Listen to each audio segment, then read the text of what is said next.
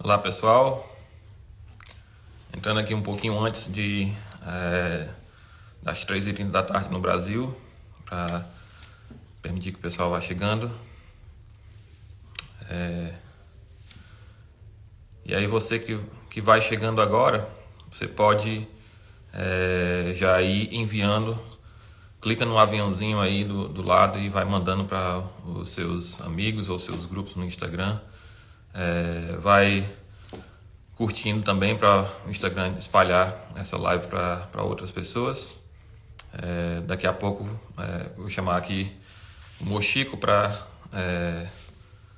já me falou aqui que está a postos, vou chamar ele aqui agora para a gente entrar já nessa live. Mas você vai logo enviando para outras pessoas,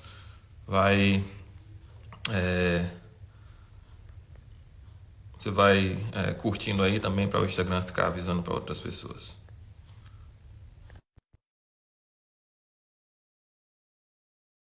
Aceitar o pedido do Mochico para entrar aqui comigo. Meu áudio tá bom para vocês, pessoal? Grande Mochico. Como está? Muito bem, graças a Deus, que bom lhe ver. Bom para mim. Então, Mochico está aqui. Eu sei que tem bastante gente aqui dos meus seguidores que talvez não conheçam o Mochico, e talvez tem gente dos seguidores do Mochico que não me conhecem. Então, acho que é importante nós dois nos apresentarmos para as pessoas que estão aqui. Sim.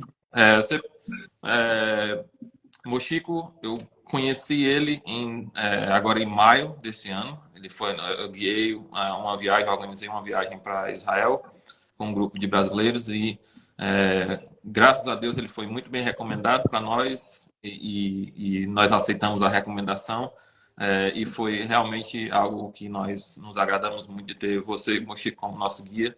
Graças a Deus. Tornou um amigo para mim e para muitos de nós que estávamos lá no grupo. Então, Mochico, se apresente aqui para o público, para os que não lhe conhecem. Conte um pouco da sua história, de como você chegou a Israel e do seu trabalho que você faz. E daí depois eu posso me apresentar também. Pois bem, Mochico Garcia, judeu, e o primeiro contato que eu tive com Israel foi justamente na minha lua de mel, em 1995, e durante a lua de mel eu e minha esposa, percebemos não só quão bom seria, mas na verdade a necessidade de nós migrarmos para Israel, para edificarmos uma família de um modo sólido, porque Israel é um país que valoriza em extremo a família, crianças, né?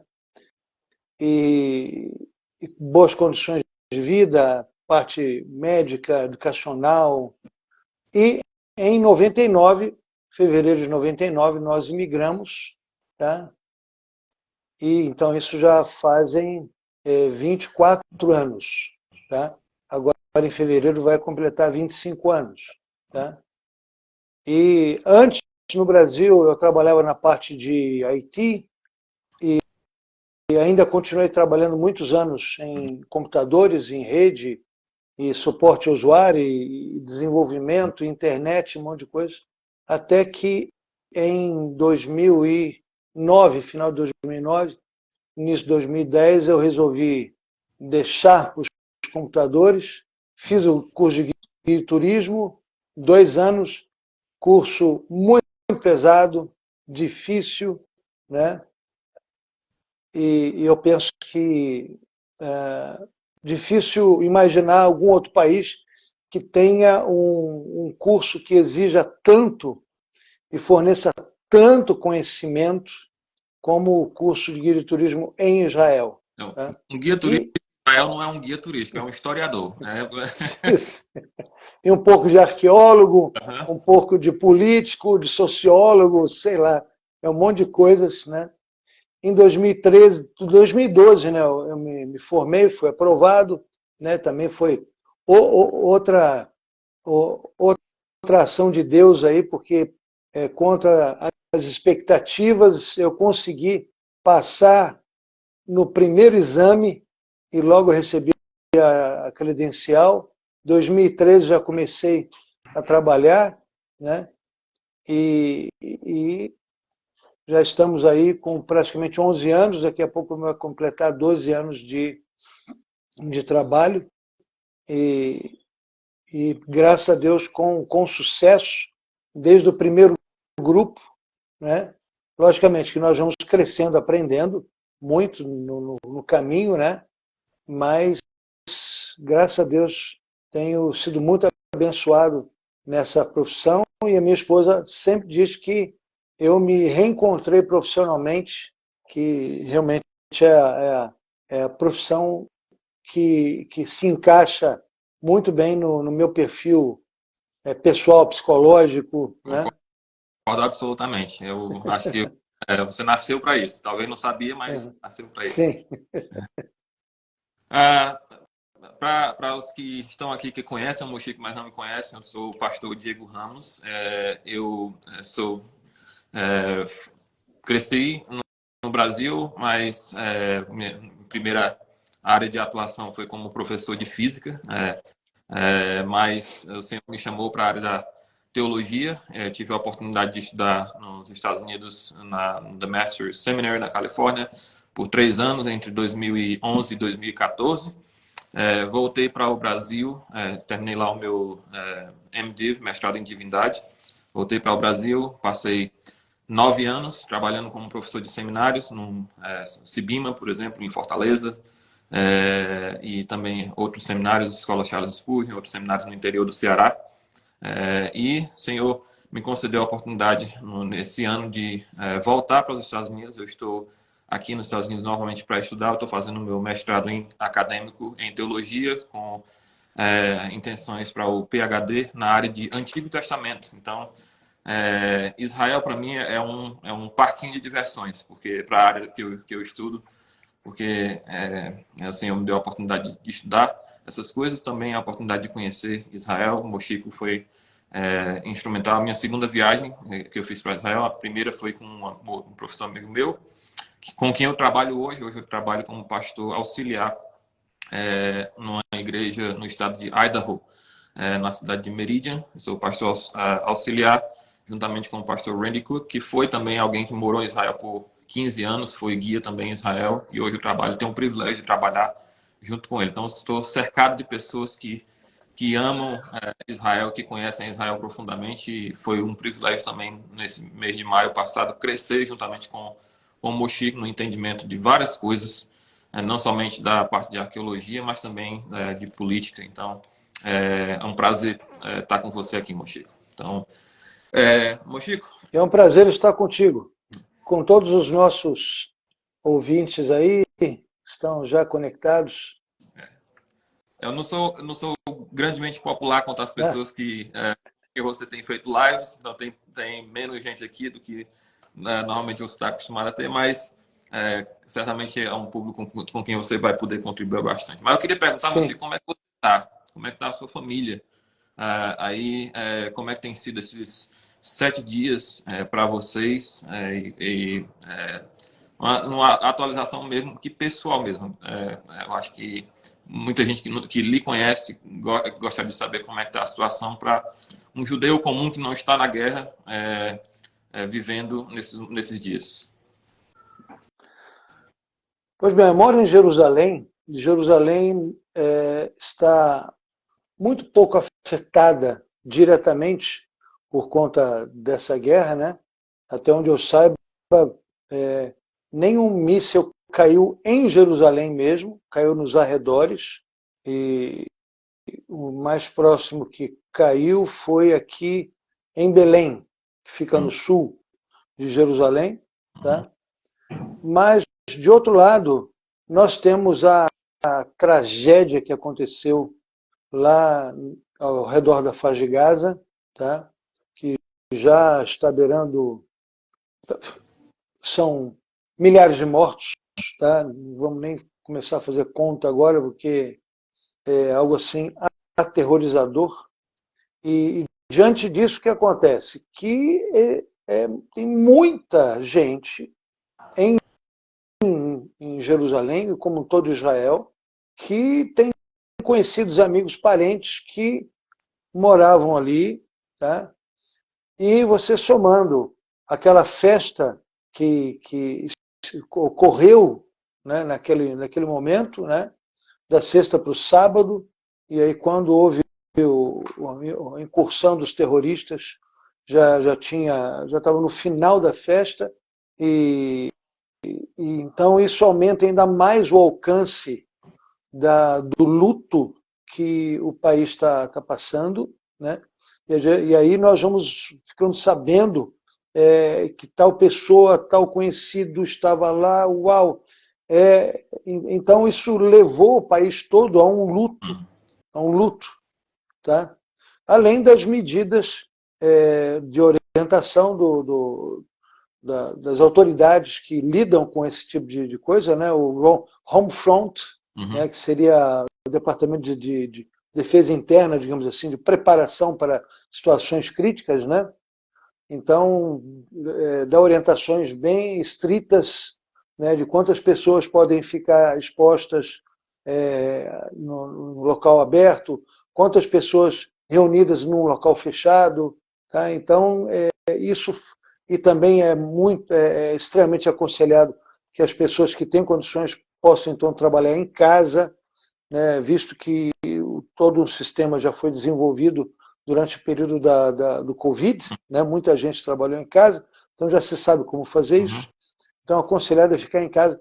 Ou seja, isso torna Jerusalém e grande parte da cidade de Israel como uma cidade meio fantasma, entende? Sim.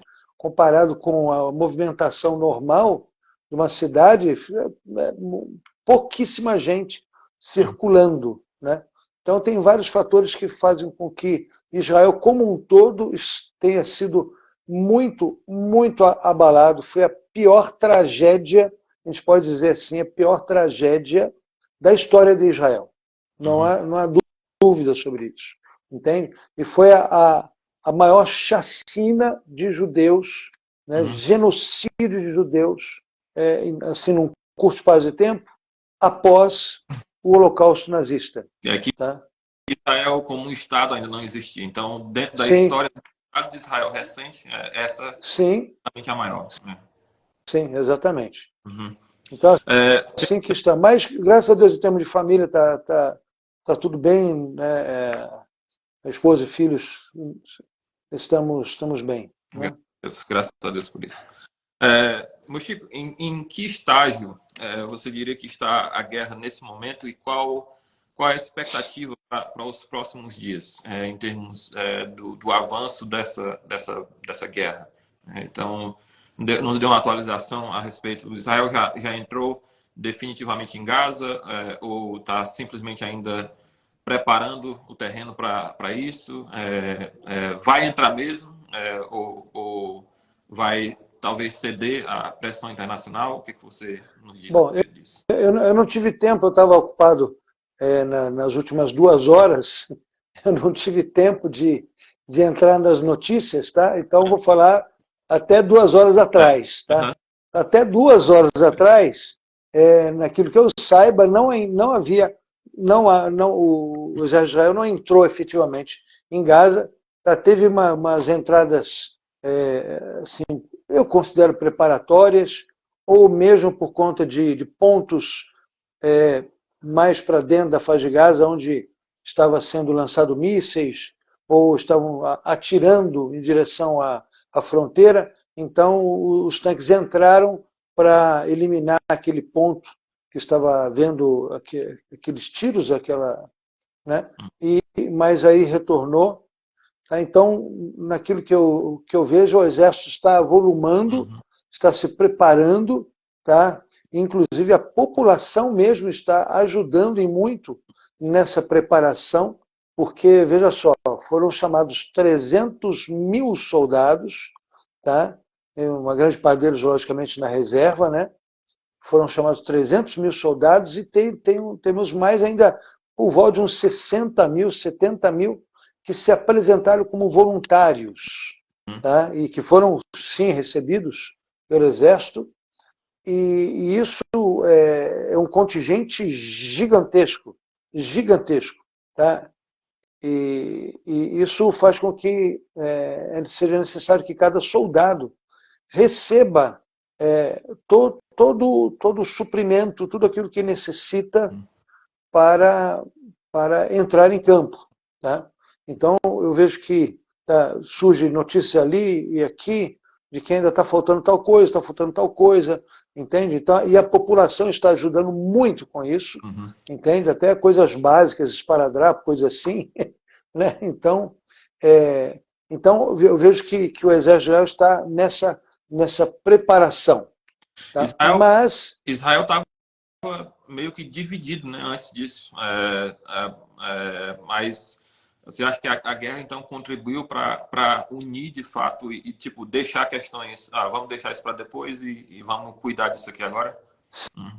Sim, existia isso mesmo. Nós viemos aí de alguns anos de um acirramento nas divisões mais importantes do país, que é, em termos políticos, direita e esquerda, em termos religiosos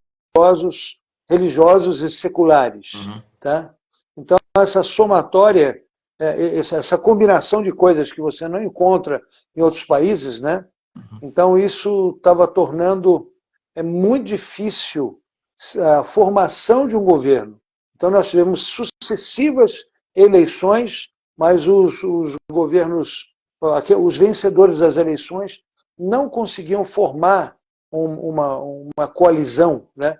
E logo era necessário uma nova eleição. Então, tivemos várias eleições, certo? E após finalmente chegarmos a um governo, né, que atualmente é encabeçado pelo Likud, pelo Benjamin Netanyahu. Likud é o nome do partido, né? Likud, e o presidente é o Benjamin Netanyahu. Aí, uma das primeiras medidas do governo foi a proposta de mudança no nível de poder a qual está nas mãos do Poder Judiciário. Tá? Então, isso causou um novo celeuma, uma nova divisão que se manifestou ainda até mais abrangente, digamos assim, entende? Mais participativa do que mesmo as campanhas eleitorais. Tá?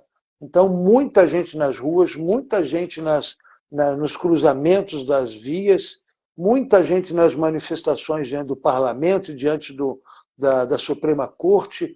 Então, foram meses. E o problema só foi aumentando e chegando ao ponto de, às vezes, muitos confrontos. E isso daí foi coberto bastante pela mídia, né? Então, realmente, o país estava bastante dividido, e isso chegou a influenciar o próprio Exército. Tá? Muitos pilotos da Força Aérea se manifestaram contra essa tentativa de diminuição da força do Poder Judiciário, dizendo que não iriam mais servir o Exército, não iriam participar de qualquer operação caso eles fossem chamados. Então, isso demonstrou um nível de divisão, e quando você tem um país dividido, né, então você tem enfraquecimento. E os nossos vizinhos, os nossos inimigos, estão alertas para tudo isso e procuraram, então, aplicar um programa de invasão que, certamente, já estavam ruminando isso aí, preparando já há tempos, né? Mas, e tem até uma questão simbólica, porque foi justamente 50 anos depois, exatamente 50 anos depois da guerra do Yom Kippur. Então você deve se lembrar da história. Sim. Tá? Você já estava vivo naquela época? Não estava, não. Sou novinho. Não. Eu já tinha nascido nessa época, né, 73, e então foi exatamente no dia, tá, quando, naquela época, 3 nações combinadas tentaram eliminar a entidade sionista. Tá? E essa foi, depois desse ataque que nós tivemos há uma semana atrás, né, a guerra do Yom Kippur foi a guerra que abalou mais o país, e estamos hoje, até hoje, sofrendo consequências do que ocorreu na guerra do Yom Kippur. Né? Então agora vem o Hamas e querendo revanche justamente e atacando justamente nesse dia, quando todos estavam novamente nas sinagogas. É uma festa importante, final da festa dos tabernáculos. Tá? Então tem vários elementos envolvidos aí. Né? Só para observar um pouco aqui, aconteceu 50 anos atrás, no dia do Yom Kippur. Nesse ano caiu, essa mesma data, esse dia, não caiu no dia do Yom Kippur, já aconteceu, caiu no dia da Festa dos Tabernáculos, porque o calendário judaico não é igual ao nosso calendário. Então, é um calendário de 360 dias, não é isso? Nosso calendário é de 305, então tem variações maiores, então isso é mas o dia no calendário gregoriano que adota exatamente o mesmo dia, não o mesmo dia no calendário judaico. Mas... O calendário gregoriano é solar, o calendário gregoriano é solar, e o calendário judaico é uma mistura de solar com lunar. Então, por isso que tem essa... É meio complicado. Isso. Mas só uma curiosidade aqui, eu nasci no ano da criação do Hamas, mas não tem nada a ver com isso. 87. Sim. Então, mas, Chico, uma coisa que a gente tem escutado bastante, a mídia mundial inicialmente reagiu com choque por causa das cenas que foram presenciadas e agiu com revolta contra esse ato terrorista.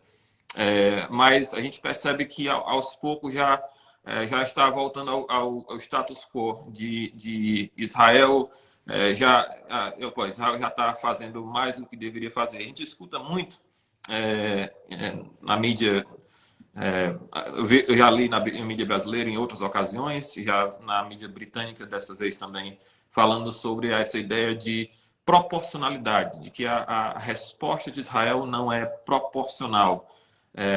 Então, gostaria que você falasse um pouco sobre isso, sobre esse mito de que guerra tem que ser proporcional, de que todo mundo tem que ter a mesma capacidade para poder realizar as coisas. Então, eu queria que você falasse um pouco sobre essa ideia de proporcionalidade, que eu creio que para muita gente já passou o estado de choque, e aí eles estão agora se voltando. Algumas pessoas que inicialmente apoiaram Israel talvez já estão começando a se voltar contra Israel por causa do que está acontecendo nesse momento. Bom, essa questão de proporcionalidade, ela mostra uma total ignorância sobre a questão geopolítica a qual estamos enfrentando aqui, tá? E talvez também mostre que a pessoa está ainda limitada pelo âmbito de conhecimento dela. E eu vou dar um exemplo, né? Imagine num western, né? Daqueles westerns, né? Então, dois pistoleiros vão se enfrentar, né? Para ver quem saca mais rápido, que consegue matar o outro mais rápido, tá?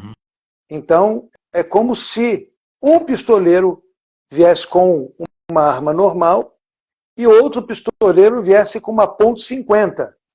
E essa é a imagem que hoje talvez se tenha, de que Israel está vindo para enfrentar o outro pistoleiro com uma .50.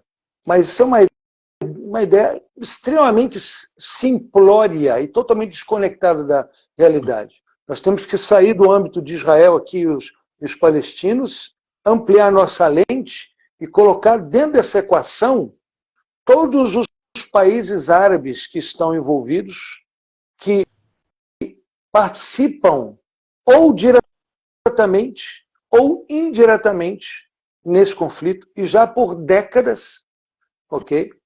E, na verdade, antes mesmo da criação do Estado de Israel, nós temos essa influência, tá?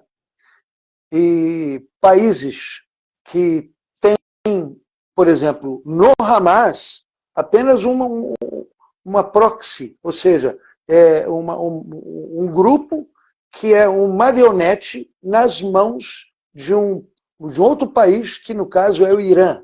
O Irã, então, tem várias proxies, ou seja, várias marionetes. Outro marionete é o Hezbollah.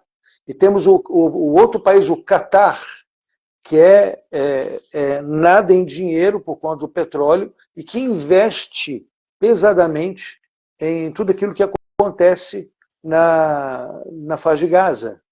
Tá? Então, nós temos vários outros componentes. Se você for juntar todo esse panorama, né, Israel já há muito tempo está agindo, durante as várias outras guerras anteriores com a faixa de Gaza, está agindo muito aquém daquilo que deveria, dando abertura, dando margem a essa falsa impressão de desproporcionalidade.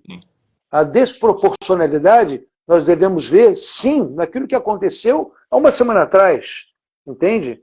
Temos que considerar aquelas pessoas, famílias, jovens inocentes, totalmente despreparados, sem nenhuma forma de se defender, e de repente você vem mais de 1.500 terroristas armados até os dentes, né, com o único objetivo de matar judeus.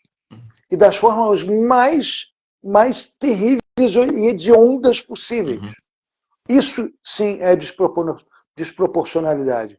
E quem estava dando cobertura para isso são todos os outros países que apoiam diretamente ou indiretamente, que suportam os movimentos islâmicos radicais. Então, tudo isso tem que ser colocado na equação. Se você colocar tudo isso na equação, então, na verdade, quem está com a pistolinha é Israel. E todos os países são aquele que vem com uma ponto .50 para atingir Israel. Tá? Eu vi recentemente um entrevistado respondendo a uma pergunta tendenciosa como essa. Ele disse, o que você quer dizer com proporcionalidade? Que Israel deveria achar uma festa em Gaza para estuprar as mulheres, a mesma quantidade de mulheres, para matar a mesma quantidade de pessoas, encontrar uma cidade do tamanho de Sderot e matar a mesma quantidade de velhinhos, decapitar a mesma quantidade de bebês. É isso que você está falando sobre proporcionalidade? Porque se esse for o conceito de proporcionalidade, isso não existe no mundo real, e isso é uma piada. Sim. É uma piada de quem vive num mundo de fantasia que não considera, que acha que a mentalidade de um grupo terrorista como o Hamas é a mesma mentalidade ocidental de que vamos resolver isso na negociação. Não se resolve dessa forma, porque a mentalidade não é a mesma. Sim. E isso se mostra da maneira como o Hamas tem se preparado já por décadas para esse conflito. E qual a preparação dele? Tomar os seus próprios cidadãos, os civis, as mulheres, as crianças como escudo, tomando andares dos prédios habitacionais como bases de lançamento de mísseis ou arsenais de munição, ou base também para preparação logística. Toma também as mesquitas, os hospitais como base de lançamento de mísseis. Então, é uma mentalidade totalmente diferente da ocidental. Então, o Ocidente só vê o quê? Só vê o momento em que o prédio caiu, e aí está lá uma equipe cinematográfica, não é nem repórter, é uma equipe cinematográfica que vai ali e tira o bebê de debaixo dos escombros. Aquela cena terrível. Eu não estou diminuindo o sofrimento humano, mas o que eu estou querendo enfatizar é que a mídia põe ênfase não no comportamento hediondo do Hamas, mas sim no sofrimento humano. E esse sofrimento humano não vem por conta de Israel, vem por conta do Hamas. O Hamas é que fez com que toda essa situação acontecesse, e não Israel. Israel, na verdade, lança folhetos por toda a cidade, pedindo para que a população saia dali, seja evacuada, e antes de um bombardeio de um prédio onde tem certamente uma posição do Hamas, eles pedem por telefone, por favor, saiam desse prédio. Mas o Hamas, por sua vez, obriga as pessoas do prédio a permanecerem ali. Chico, acho que esse é um bom ponto para a gente falar um pouco, para o pessoal entender. Uma breve história do surgimento desse grupo, do Hamas, a relação dele com a Irmandade Muçulmana, de todo aquele movimento que surgiu no Egito e que se espalhou para outros locais e que deu surgimento para grupos terroristas como esse. Como foi que ele surgiu e como foi que ele tomou conta de Gaza nessa proporção que a gente vê hoje? Bom, eu tenho que colocar aqui bom, Hamas está dentro de um contexto, né, muito maior, contexto político muito maior, que é pós-guerra do Yom Kippur, tá? E a guerra do Yom Kippur foi um divisor de águas dentro da maneira ou estratégia que os radicais islâmicos tinham para destruir Israel. Até então, a forma que era optada, né, que era usada para destruir Israel, era um confronto bélico entre países. Tá? Mas os árabes perceberam que, num confronto assim, eles nunca iriam ter sucesso. Então, perderam em 48, perderam em 52, perderam em 67 e perderam em 73, certo? Pois bem, chegando a essa conclusão, eles decidiram que nós temos a famoso 3 nãos que o conto de Dakar, né, colocaram: não à paz, não à negociação e não à normalização. Né? 3 nãos. Isso foi o Khartoum, né? De Khartoum, isso. Conferência de Khartoum. O mundo árabe, como um todo, disse não, 3 nãos, ou seja, que englobou todas as possibilidades, 3 nãos a Israel. Então, como é que vamos fazer se não vamos ter nenhum tipo de negociação contra Israel, com Israel, né? E queremos destruí-lo, mas não conseguimos por guerra? Qual vai ser a forma? Então vamos começar a atacar Israel economicamente, politicamente e diplomaticamente. Então a primeira medida foi qual? OPEP, Organização dos Países Exportadores de Petróleo, encabeçado pela Arábia Saudita. Eles então subiram, deram um chute no preço do petróleo, né? Aumentaram terrivelmente o preço do barril do petróleo e causaram um problema econômico mundial. Quem é o culpado disso? Israel. Certo? De outra maneira, de outro lado, a recém-criada Organização para a Libertação da Palestina, cujo presidente e diretor era o Yasser Arafat, recém-criado, foi criado em 64, tá? Então eles passaram a ter uma utilização muito maior, tá? Nesse sentido de procurar minar Israel por dentro e por meio de ataques terroristas, não só dentro de Israel, mas fora de Israel também. Haja vista, por exemplo, o ataque contra a delegação israelense lá nas Olimpíadas de Munique, certo? Os sequestros de aviões em vários lugares do mundo. O que o irmão falou? Na Argentina também, o ataque. Argentina, isso, na organização sionista, lá em Buenos Aires. Avião lá certo? em Entebbe, na Uganda. Sim, Entebbe também na Uganda, morreu o Yoni Netanyahu lá, certo? Então, o teatro de operações deixou de ser um confronto bélico entre nações para agora o embate econômico, diplomático e político. Tá? Então, dessa forma, nesse contexto, surgiu o Hamas. Então, o que acontece? O partido que existia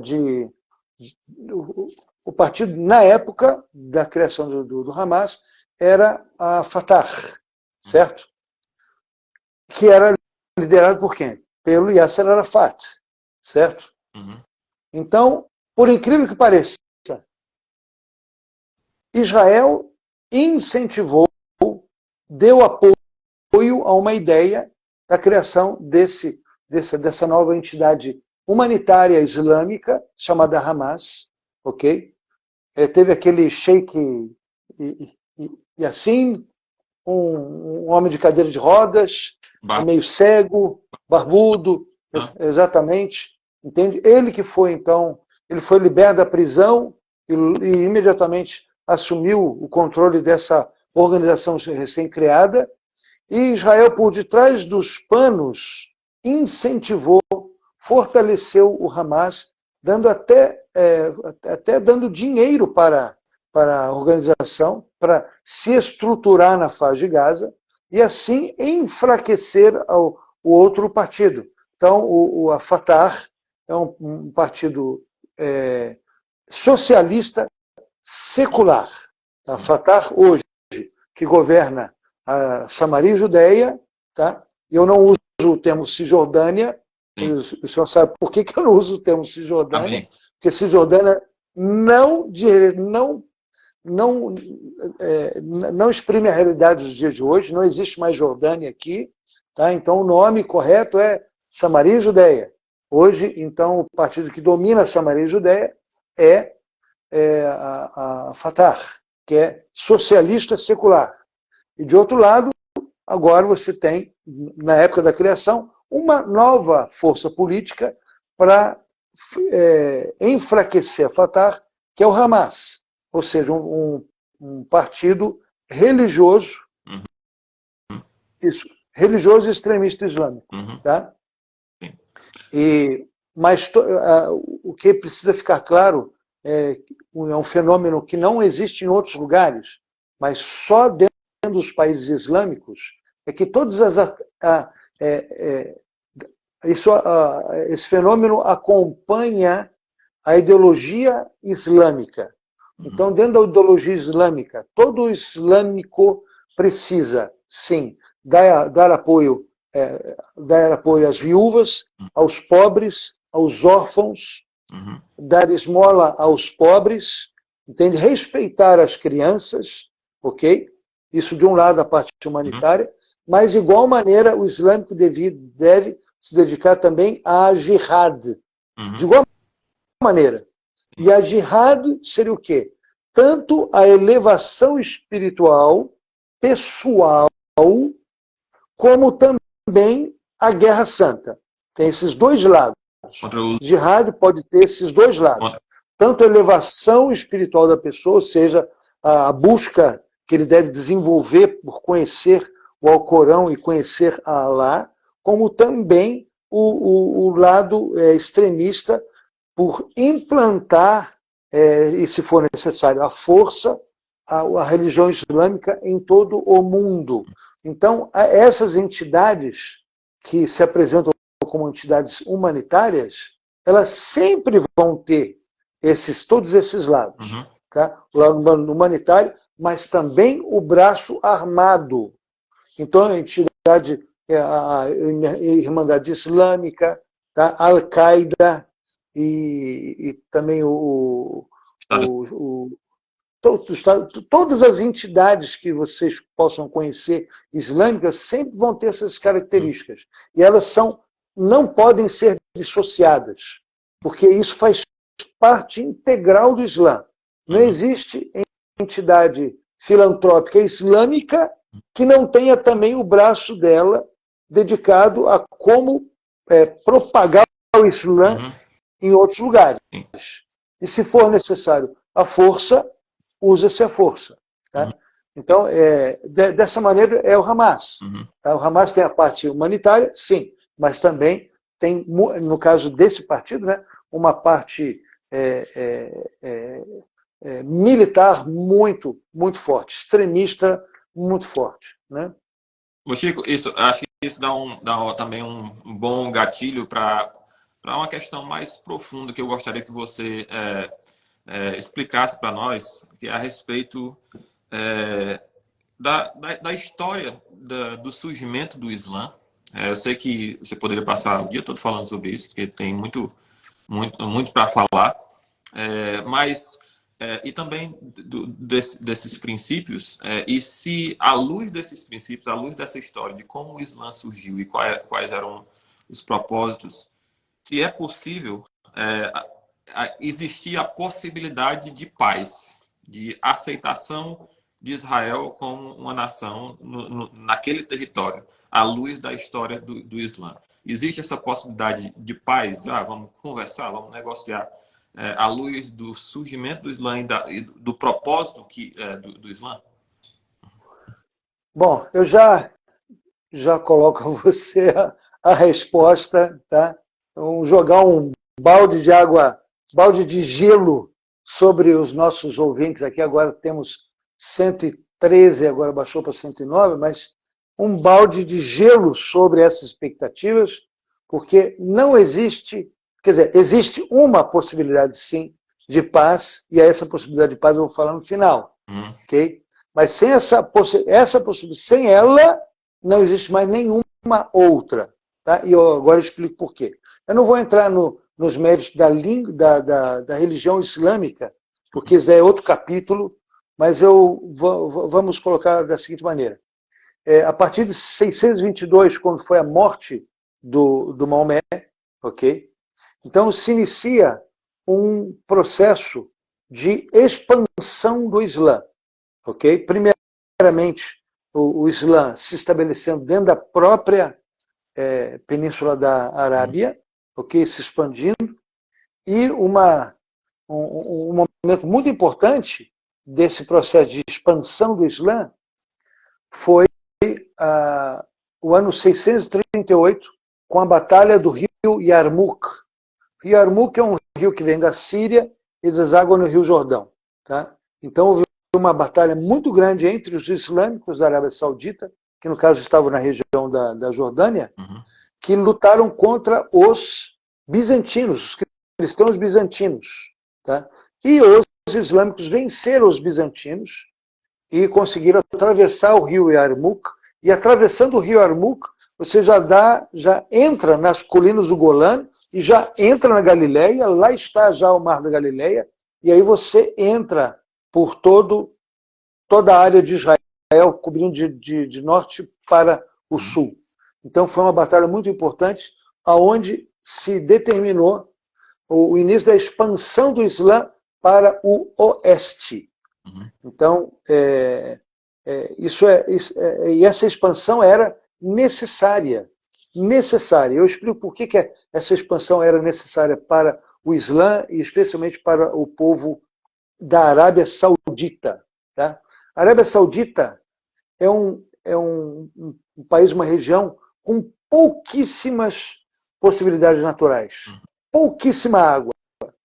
Praticamente as áreas de terra fértil da Arábia Saudita são muito poucas. Isso fazia com que as poucas cidades ou vilas que existiam na Arábia Saudita estivessem sempre guerreando umas com as outras, por posse dos recursos naturais, ok? A água, principalmente, áreas férteis. Então, havia constantemente essas lutas entre as grandes famílias que estavam na Arábia Saudita. Uma vez estabelecida a religião islâmica, né, ou a força, digamos assim, por conquista de Maomé e dos califas. Os califas são o quê? São os sucessores de Maomé. Vem de Khalif, que é o sucessor. Tá? Então, após Maomé, nós iniciamos no período dos califas. Então, os califas trataram de implantar essa nova ideologia, que é Todo islâmico jamais deve se voltar contra o seu irmão islâmico. Nunca deve entrar em guerra com o seu irmão islâmico e nunca deve fazer do seu irmão islâmico escravo. Tá? Pois bem, se eu não posso agora proceder da maneira que procedimos anteriormente, porque agora nós temos uma nova fé, então nós temos que obter recursos da onde? Aqui não tem. Então nós temos que expandir para outras áreas, buscando recursos, buscando mão de obra, que no caso escrava, tá? Buscando essa expansão. Então, essa expansão se deu não somente para o oeste, mas também para o leste. Tá? Então, aí nós temos o Iraque, o Irã, e todos os estão que nós temos hoje, norte da Índia e tudo mais, toda essa região foi tomada a leste. E a oeste, a expansão veio entrando na área que hoje nós chamamos de Israel, okay? Península do Sinai, Egito, Sudão, ou seja, percorrendo todo o norte da África que foi tomado, até chegar no Marrocos. Do Marrocos, atravessou o Estreito de Gibraltar, Espanha, Portugal e sul da França. Tá? E aí você tem o califado, ou seja, as áreas, as terras que foram conquistadas durante o período dos califas. E foi estabelecido dentro da fé islâmica que toda essa área conquistada pelos califas jamais deveria, a partir daquele período, jamais deveria deixar de ser islâmico. Ok? Pois bem, foi tudo muito, muito bom. Nós tivemos uma sequência de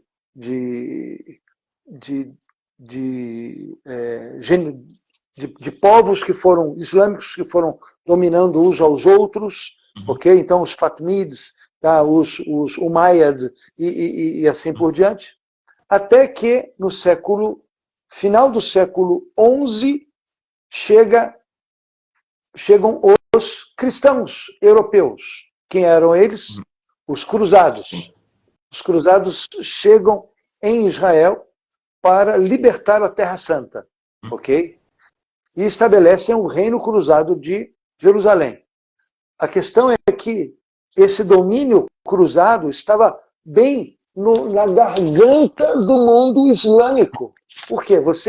Em Israel, você tem a confluência dos três grandes continentes. O continente africano, continente asiático e continente europeu. Então, a presença cristã ali naquela posição, cravou o mundo islâmico, entende? As rotas comerciais foram extremamente prejudicadas. A peregrinação para Meca, a peregrinação anual foi prejudicada, entende? Então é um negócio assim... Ezequiel 5:5, né, que diz que eis Jerusalém, coloquei-a no meio das nações. É uma descrição exata da localização de Israel no meio, de fato, dos povos, né? Porque África, Europa e Ásia se encontram ali naquele pequeno espaço de terra, né? Então, até mesmo as aves, nas duas migrações anuais, que vêm da Europa, né, para a África, e depois voltam da África para a Europa, tem que passar por onde? Por Israel. Do Vale de Porque o Vale de Ula, ali no norte do Madagascar. Sim, o Vale de Hula. De aves na época da migração gigantesca. Eu vi vídeos antes com milhões e milhões de aves, né? Sim, sim. Pois bem, aí nós temos a natureza, aí está baseada a natureza do conflito entre judeus e árabes e islâmicos em Israel. A mesma natureza que ocorreu durante o período dos cruzados. Os islâmicos, na época dos cruzados, não aceitavam os cruzados ali de jeito nenhum. É algo inimaginável, um anatema você ter uma área dentro da área do califado, digamos assim, que não fosse islâmico. Então, durante todo o período dos cruzados, foram ataques constantes, incessantes, contra o Reino Cruzado de Jerusalém. até que veio o general Saladino, vindo do Egito, e conseguiu a primeira grande vitória, né, contra o rei Ricardo Coração de Leão, que estava baseado lá em Jerusalém, conseguiu conquistar Jerusalém. E teve um acordo de paz inicial, mas não houve satisfação, até que um pouco mais tarde veio o general Baibars, que é o mameluco, e expulsou os cruzados definitivamente daqui dessa área. Ou seja, novamente houve a continuidade territorial islâmica, ou seja, toda essa área do califado retornou a ser islâmica. Tá? Toda essa situação retorna hoje. Tá? Então, assim como os islâmicos jamais aceitaram os cruzados, hoje os islâmicos jamais vão aceitar Israel. Tá? A única possibilidade de aceitar seria, por exemplo, se de repente o país chamado Israel viesse a ser islâmico. Tá?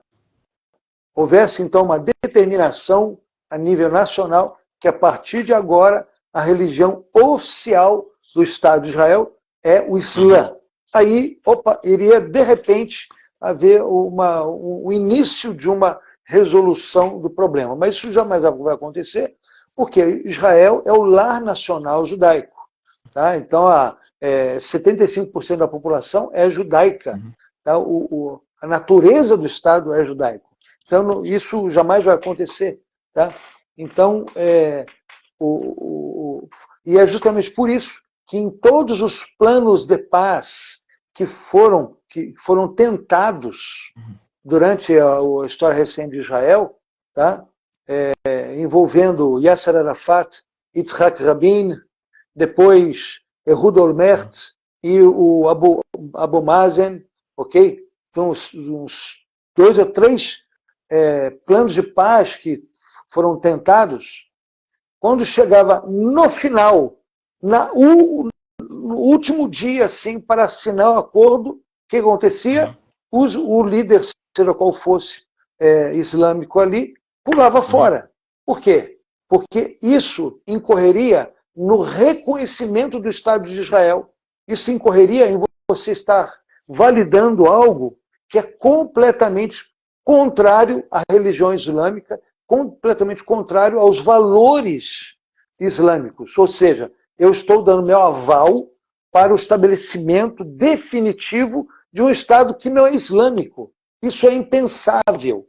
É por isso que, de repente, o Yasser Arafat levanta da mesa lá com Bill Clinton, entende? E vai embora, sem dar a menor explicação.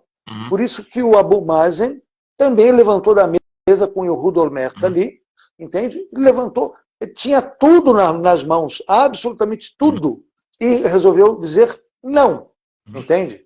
Sim. Por quê? Porque diz respeito à criação do Estado que não é islâmico aqui nessa área. Tá? A única forma de haver paz, então, só concluindo, a única forma de estabelecer a paz em Israel será com a vinda do Messias, ou o retorno do Messias.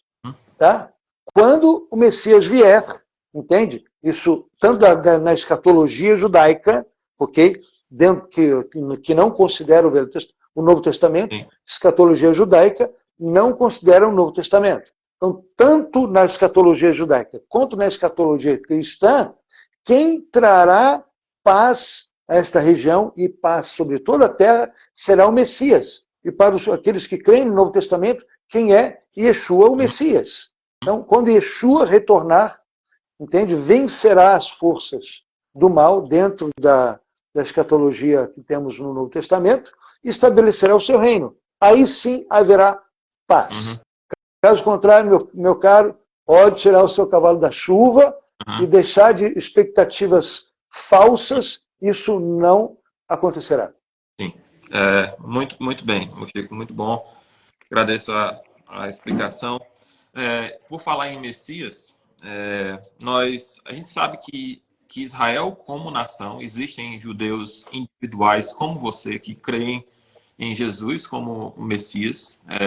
Eu conheço alguns também de Israel. Inclusive, mês que vem a gente vai ter uma conferência missionária aqui e a gente vai ter um pastor de Israel, um judeu pastor na igreja de Israel, aqui na nossa igreja, mês que vem. Sim.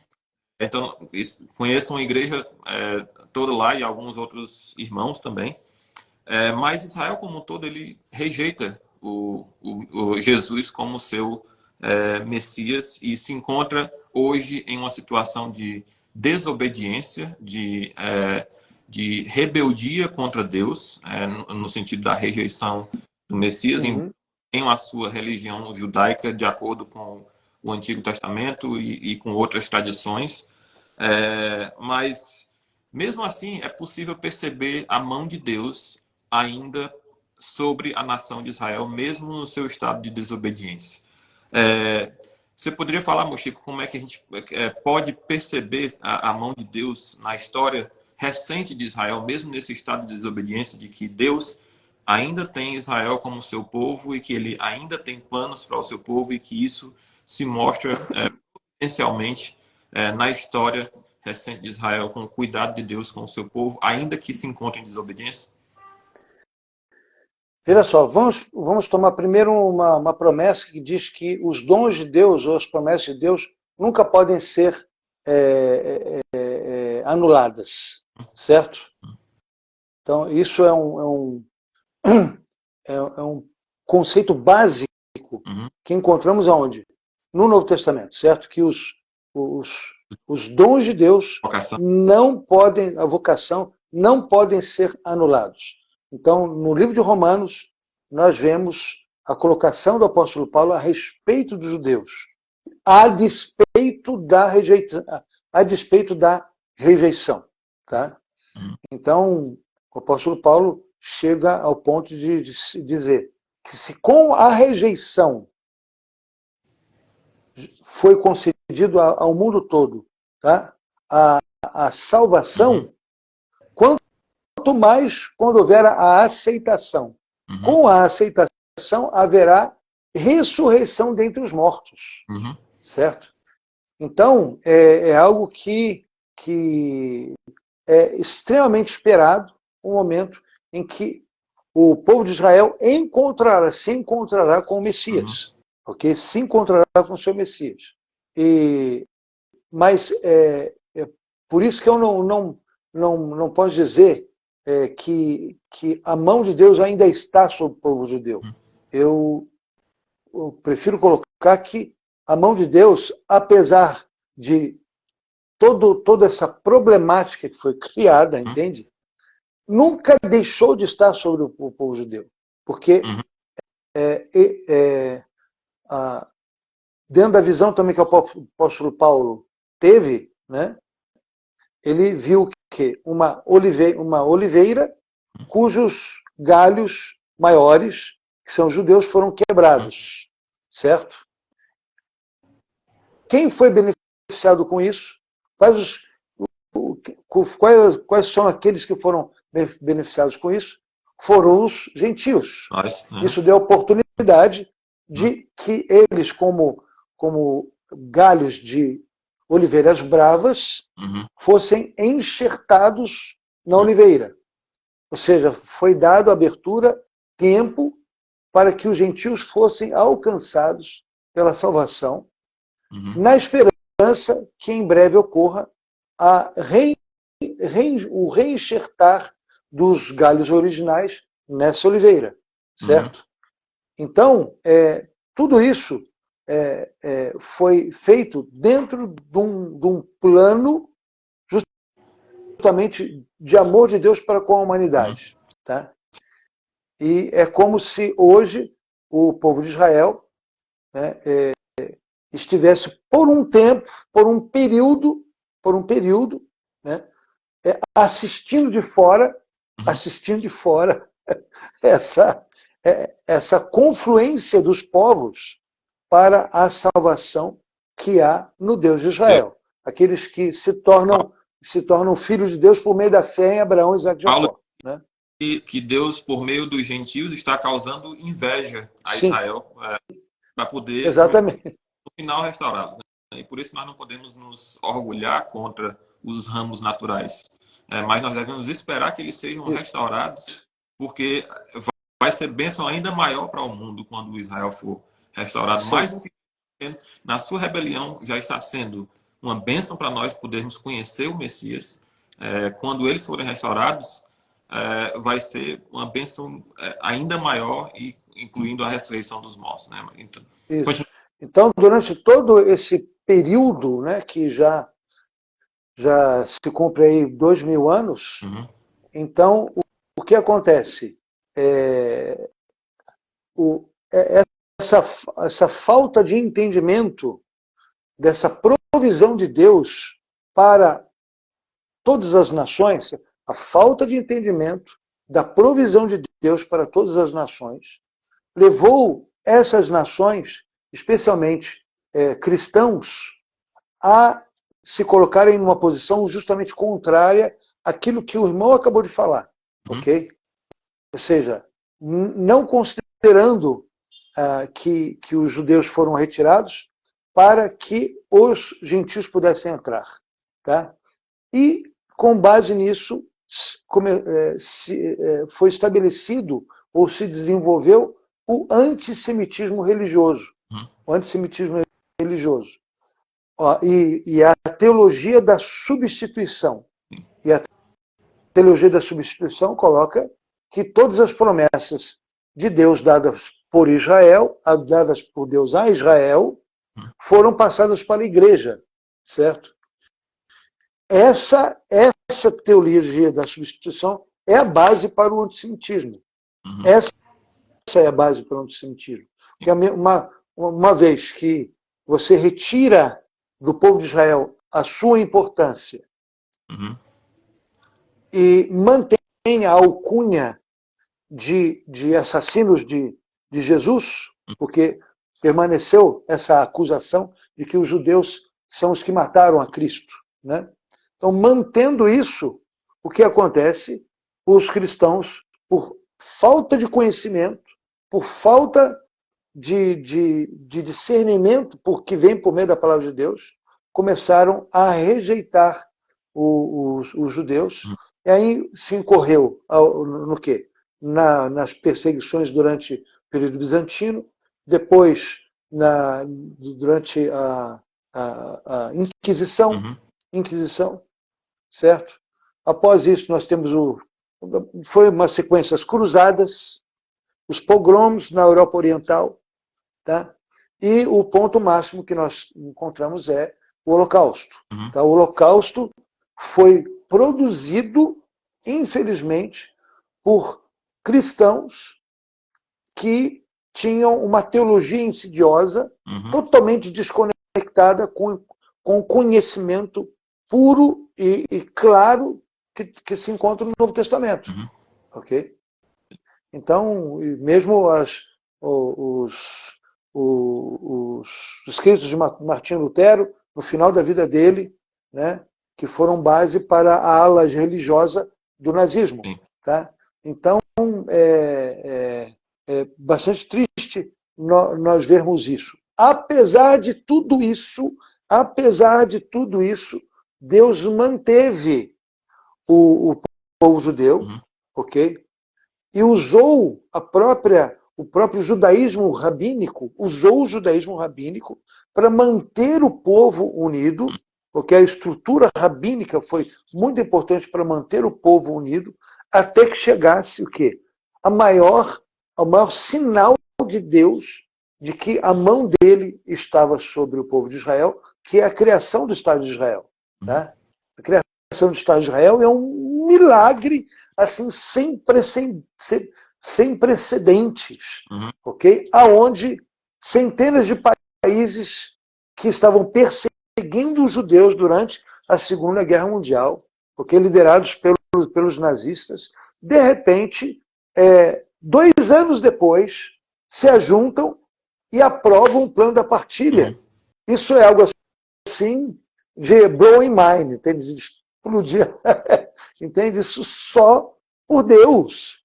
Tá? E logo depois, menos de um ano depois, 1948, o estabelecimento do Estado de Israel. E aí a sequência de guerras, entende?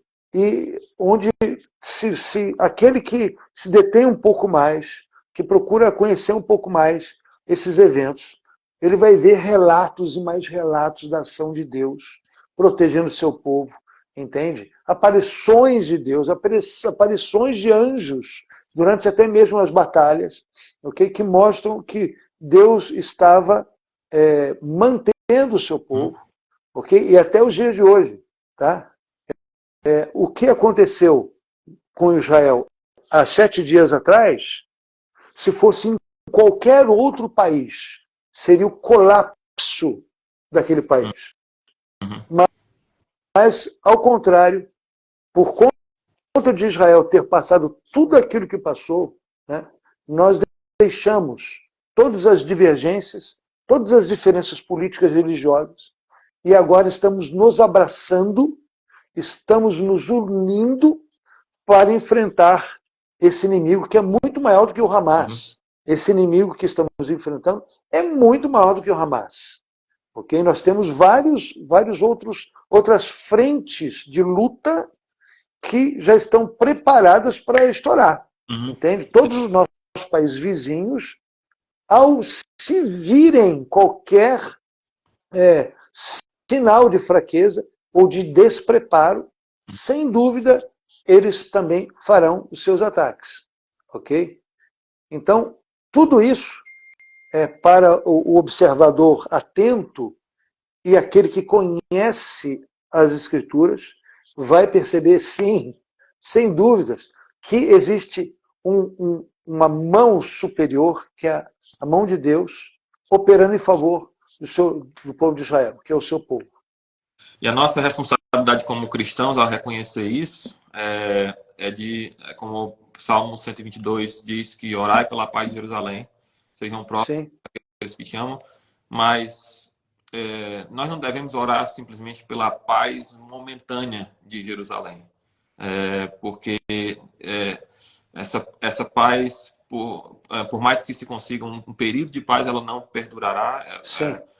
Há batalhas ainda piores do que essas, quando Israel for abandonado por todas as nações. Israel ainda tem apoio de algumas nações, mas no futuro a Bíblia nos diz que Israel será abandonado por todos, ficará sozinho e só poderá ser salvo por causa da vinda de Jesus como Messias. Sim. Essa é a parte última que a gente precisa orar por Jerusalém, né?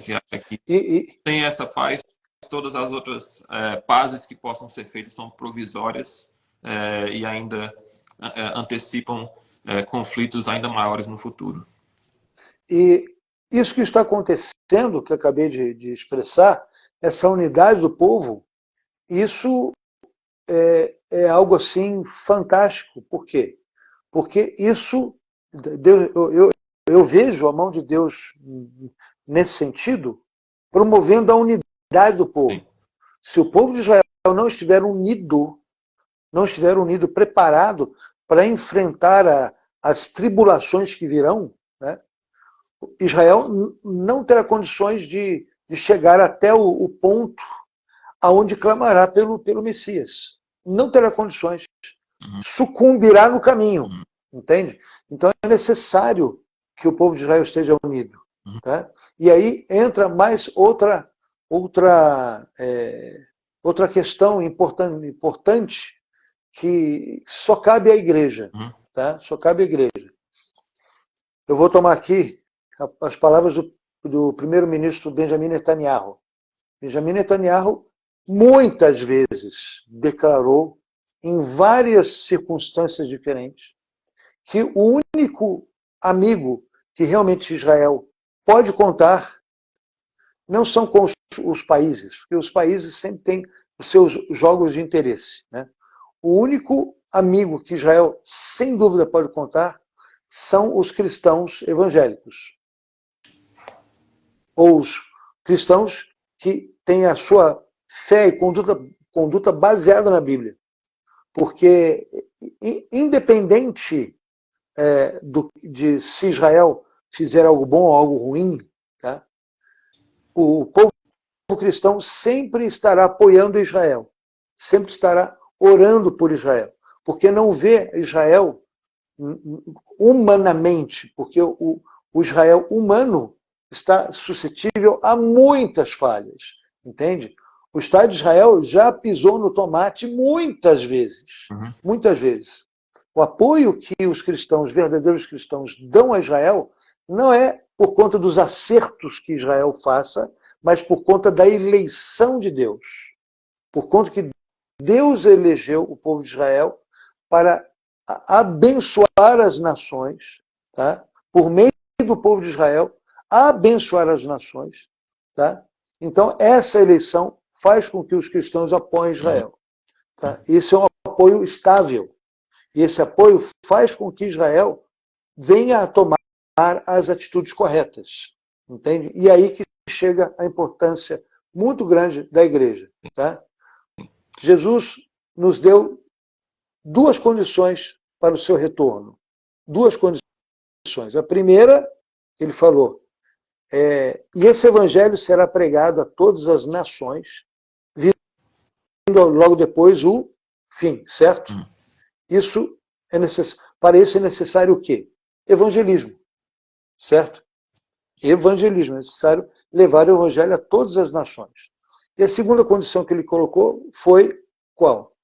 E não me vereis mais até que digam, bendito aquele que vem em nome do Senhor. Isso quer dizer também o quê? Evangelismo. Um enfoque evangelístico para as nações e outro enfoque evangelístico para Israel. Ok?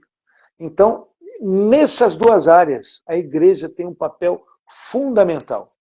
Sem a igreja não haverá nenhum deles. Tá? Sem o corpo de Cristo não haverá nenhum deles. Então, é necessário que Israel esteja atenta, a igreja esteja atenta a isso, consciente da sua posição, né, importantíssima, e esteja primeiramente orando em favor. Tem alguma última pergunta aí? Senão eu já vou entrar em outro assunto. Eu só tinha uma para finalizar sobre como a gente pode orar. Sim. A gente pode orar e como a gente pode ajudar nesse momento. Eu sei que você tem que ir daqui a pouco, você já tem outra live para fazer. Isso. Daqui a pouco. Que horas tem agora? Isso. Uma água. Mas a pergunta que você já estava entrando, né, nessa questão de oração é como é que a gente pode orar não apenas de uma maneira geral em relação ao plano de Deus, mas especificamente por Israel nesse momento, por você nesse momento. Há possibilidade também de ajudar. Eu sei que eu vi alguns vídeos de você levando coisas para os soldados na fronteira. Talvez interessado também em ajudar nesse sentido. Como é que a gente é possível fazer isso? Como é que a gente ora melhor e como é que é possível ajudar nesse momento? Bom, vamos primeiro para a questão da oração, tá? Porque a ajuda específica, e agora eu não tenho a conta bancária, mas eu posso lhe passar, depois aí o irmão pode publicar para os seus seguidores como ajudar especificamente, né? Eu vi no seu perfil a publicação da live que você vai estar daqui a pouco. Tem isso. Pix lá, alguma coisa assim. Exatamente. Aquele Pix. E lá no perfil do Mochico, procurar a publicação de uma live que vai acontecer daqui a pouco. E eu vi informação lá. Exatamente, isso. Ministério Voz de Muitas Águas, né? Então, constantemente estamos ali atuando continuamente, justamente para dar esse apoio em várias necessidades em Israel e agora especificamente ajudando o exército de Israel, né?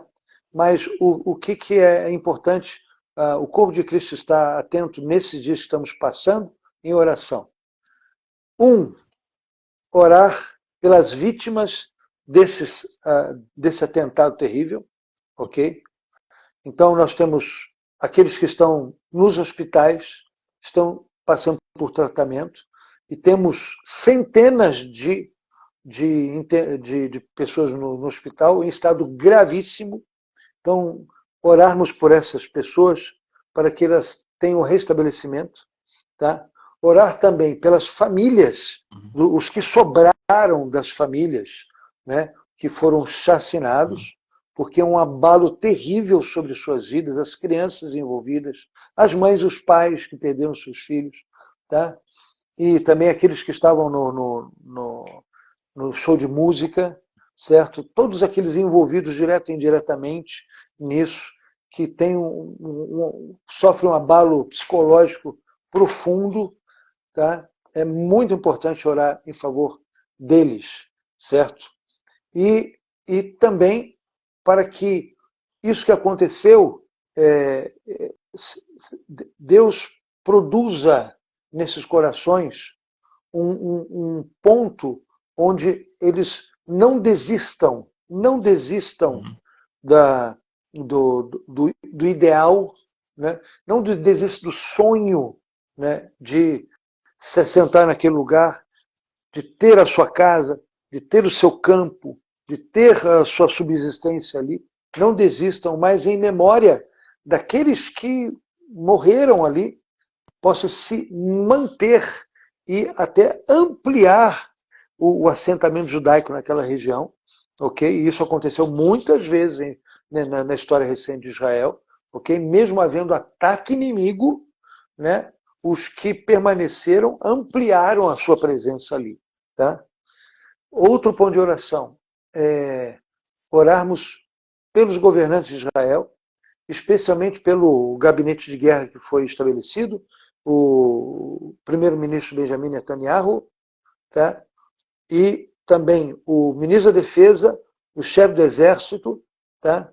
Esses três que realmente eles venham tomar decisões que sejam corretas, que sejam justas e que venham realmente produzir não somente a justiça correta, mas também essas decisões venham a estar alinhadas dentro dos propósitos de Deus para com Israel.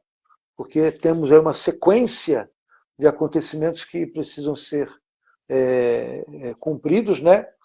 E outro ponto de oração, queridos, orarmos pelo povo palestino, porque os que sofrem continuamente debaixo das mãos desse partido religioso radical, genocida, assassino, continuamente são o povo palestino, enganados, entende? Então que eles possam conhecer a verdade os libertará, entende? Então são seres humanos que carecem profundamente da nossa compaixão, do nosso amor, da nossa atenção, ok? Que esses que hoje estão apoiando de uma maneira muito ativa esse partido, eles sejam acordados, que eles vejam a situação na qual eles estão envolvidos, entende? E para onde essa entidade maligna, ou essa possessão maligna, está conduzindo a eles, entende? Que haja a operação do Espírito Santo de Deus em favor deles, para tirá-los dessa situação e tirá-los para a salvação, entende? Então, é muito necessário orarmos também pelo povo palestino. Amém. Ô Chico, muito obrigado por esse tempo aqui. Eu sei que você tem muitas requisições, está saindo daqui a pouco para uma outra live. Sim. E eu espero em breve poder ver você pessoalmente.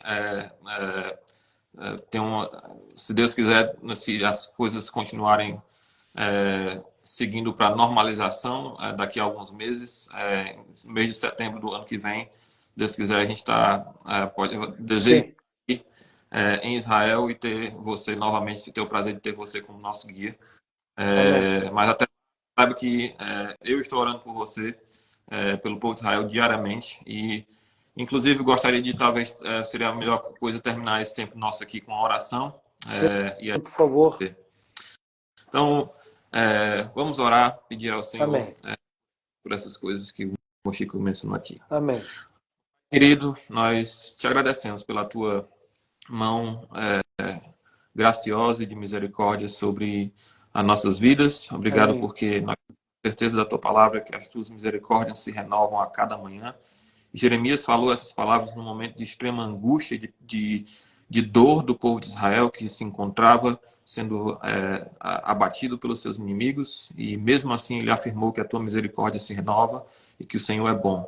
Ó Deus, eu quero te rogar pelas famílias daqueles que perderam familiares, entes queridos, amigos, que estão em profunda agonia e tristeza nesse momento. Ó Deus, chorando a dor da perda, muitas vezes feridos também, chorando a dor física, ó Pai, daqueles que conseguiram sobreviver. Quero te rogar, ó Deus, pela proteção dos soldados na frente de batalha, que o Senhor guarde, ó Deus, cada um deles, que o Senhor dê também, ó Pai, sabedoria aos comandantes, a sabedoria ao presidente, ao ministro da Defesa e todos os que estão envolvidos na área de planejamento, de inteligência, que o Senhor seja com cada um deles, ó Pai, que o Senhor os guie com a tua sabedoria. Acima de tudo, nós pedimos pela salvação do povo judeu, que nesse momento de dor, Amém. que o Senhor abra oportunidades para que o teu evangelho chegue ao coração daqueles que não te reconhecem não reconhecem o Senhor Jesus como Messias, que o Senhor opere salvação, Deus, por meio desse momento de dor. Deus, que o Senhor também abençoe o povo palestino, Deus, abre os seus olhos, tira a cegueira dos olhos colocada por Satanás. Deus, nós sabemos que é o Deus deste século que cega o entendimento dos incrédulos, que o Senhor, Deus, possa agir com a luz do Evangelho para que eles possam também ser salvos e enxergar a Cristo, Deus, como um Salvador.